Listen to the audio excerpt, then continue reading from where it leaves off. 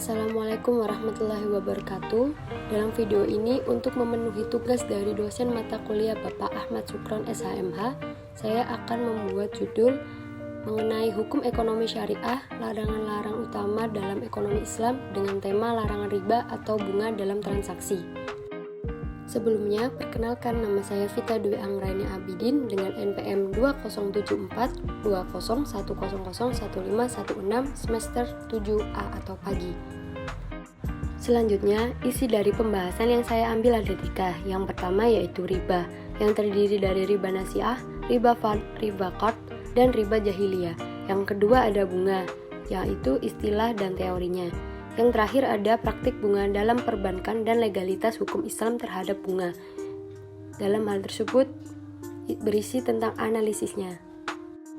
Yang pertama yaitu tentang riba, yang terdiri dari riba nasiah, riba fard, riba qard, dan riba jahiliyah. Dalam fikih muamalah, transaksi yang mengandung unsur ribawi terbagi atas 2 golongan besar, yakni transaksi jual beli dan transaksi hutang piutang. Dalam transaksi jual beli, terdapat 2 bentuk riba, yakni sebagai berikut.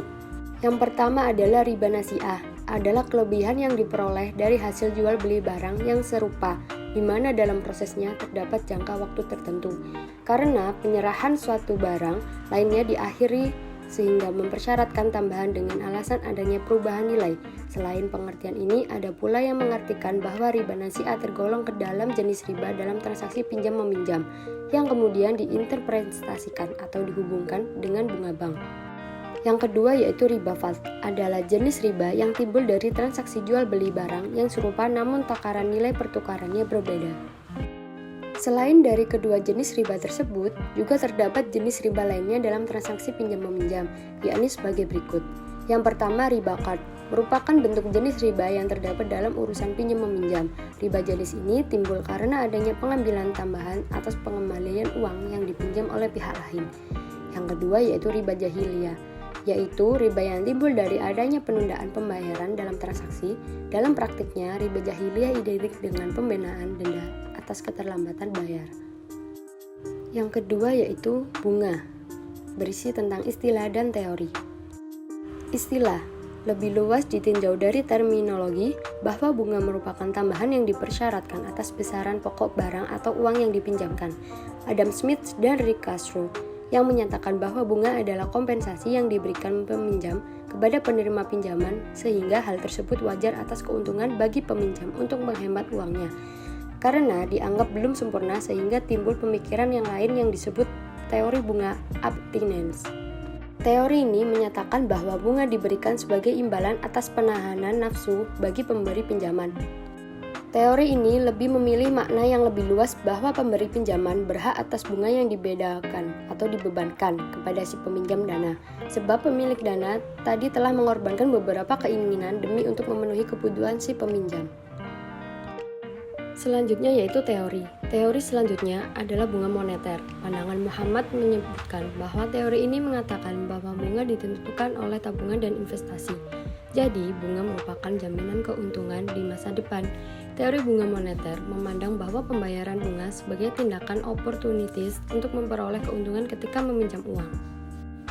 Teori ini lebih progresif dan menjadikan uang sebagai suatu komoditas investasi atau instrumen investasi dalam bentuk pemberian pinjaman kepada pihak lainnya. Karena sifat bunga yang fluktuatif sehingga kemungkinan untuk memperoleh keuntungan di masa mendatang amat potensial. Itulah mengapa semakin tinggi bunga yang diinvestasikan, maka semakin tinggi pula kemungkinan keuntungan yang dapat diperoleh. Yang ketiga yaitu praktek bunga dalam perbankan dan legalitas hukum Islam terhadap bunga. Dalam skema bunga diperoleh hasil analisis sebagai berikut. Yang pertama, bunga yang ditetapkan kepada nasabah merupakan tambahan hutang dari pokok hutang nasabah sehingga darinya nasabah wajib membayar pokok pinjaman. Ditambah bunga tersebut sebagaimana perjanjian awal bersama dengan perbankan. Dengan demikian, bunga pinjaman juga merupakan bagian hutang nasabah. Yang kedua, bunga yang ditetapkan kepada nasabah didasarkan atas risiko kredit yang diberikan, sehingga semakin tinggi risiko yang diestimasikan, maka semakin tinggi pula ketentuan suku bunga terhadap jasa layanan tersebut.